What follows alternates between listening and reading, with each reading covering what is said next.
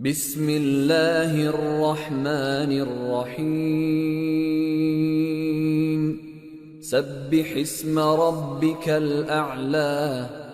الذي خلق فسوى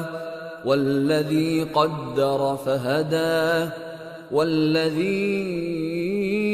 أخرج المرعى فجعله غثاء أحوى سنقرئك فلا تنسى إلا ما شاء الله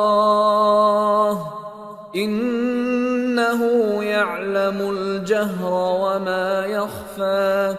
ونيسرك لليسرى فذكر إن نفعت الذكرى سيذكر من يخشى ويتجنبها الأشقى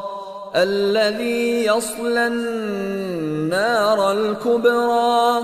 ثم لا يموت فيها ولا يحيا قد أفلح من تزكى وذكر اسم ربه فصلى بل تؤثرون الحياة الدنيا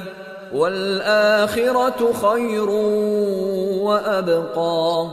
إن هذا لفي الصحف الأولى صحف إبراهيم وموسى.